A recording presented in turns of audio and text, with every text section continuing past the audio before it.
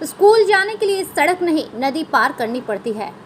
ऐसी तस्वीरें देखने को मिल रही है पश्चिम बंगाल के बांकुड़ा जिले के बांकुड़ा मुबारक हुसैन बालिका उच्च विद्यालय में। आप सबका स्वागत है न्यूज़ लाइन कोलकाता में। निकासी व्यवस्था की बदहालत की वजह से छात्राओं को भारी परेशानियों का सामना करना पड़ रहा है। बांकुड़ा 1 नंबर पंचायत क्षेत्र में स्थित इस स्कूल में लगभग 1000 के करीब छात्राएं पढ़ते हैं।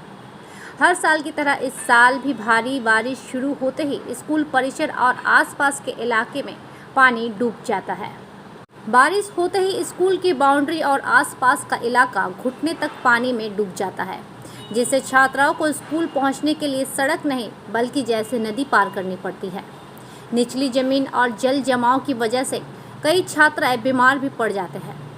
छाता और रेनकोट से बारिश को कुछ हद तक संभाला जा सकता है, लेकिन जमा पानी को पार करने से बड़ी चुनौती और कुछ नहीं है इस वक्त स्कूल की छात्राओं के लिए। जब इस विषय में स्कूल की प्रधान शिक्षक झूमा घोष से सवाल किया गया तो उन्होंने प्रशासन के खिलाफ कोई भी टिप्पणी करने से इनकार कर दिया है, लेकिन वहीं स्थानीय लोगों ने अपना आक्रोश खुलकर जाहिर किया है। उनका कहना है कि ये समस्या कोई नई नहीं है, सालों से ये इसका सामना करते आ रहे हैं और सबसे ज़्यादा दिक्कत स्कूल की छात्राओं को झेलनी पड़ती है। साथ ही स्थानीय निवासियों का आरोप है कि प्रशासन की तरफ से अब तक कोई ठोस कदम नहीं उठाया गया है ताकि जल निकासी का व्यवस्था सुधारा जा सके। अब देखना यह है कि कब प्रशासन जागेगा और छात्राएं एवं इलाके के लोग सामान्यजनक तरीके से जीने का हकदार बनेंगे। क्या बोल रही पब्लिक? जब तक तोड़ेंगे नहीं तब तक छोड़ेंगे नहीं। मैं यहाँ तोड़ने की बात नहीं कर रहा हूँ, मैं यहाँ जोड़ने की बात कर रहा हूँ। 1 से 2 जोड़ेंगे, 2 से 4 जोड़ेंगे, छोटे से चालू करेंगे। अपने कपड़े का व्यापार चालू कीजिए भैया। 15,000 आइटम वेट कर रहा है आपका। नीचे स्क्रीन पे नंबर दिया गया, कॉल करिए, सैंपल्स मंगाइए। आकर के कलकत्ता वासी हो, आकर के विजिट करके मान लीजिए। প্রাকৃতিক বিপর্যয় তো এটাই মেনে নিতে হবে, কিছু তো করার নেই। এই জন্য কি কোনো এলাকা যারা আছে তারা কি কোনো গুরুত্ব করছেন না? যারা বিধায়ক যারা নিশ্চয়ই করছেন, আগামী দিনে জানা যাবে।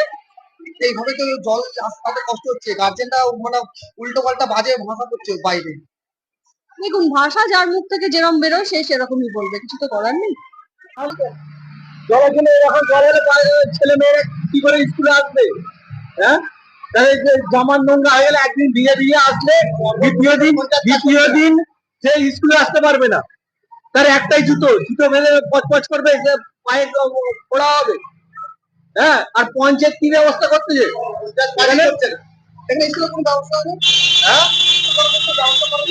এখানে স্কুলকে পঞ্চায়েতকে লিখিত জানাতে বলুন যে তারা কি করছে।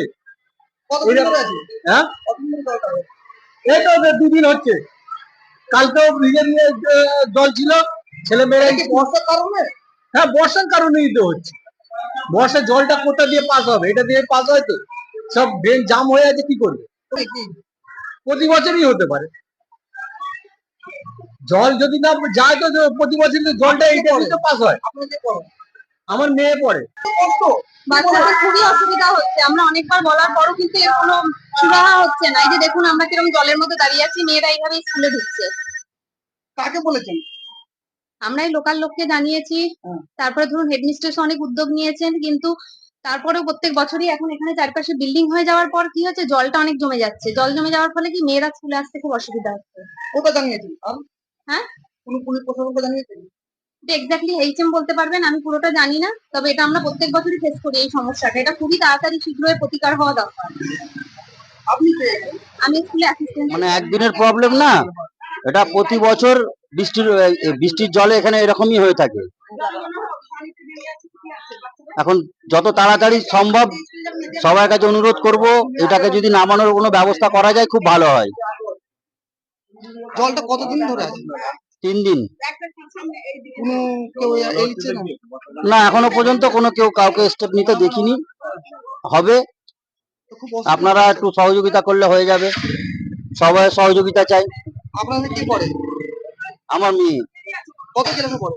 ক্লাস 5-এ।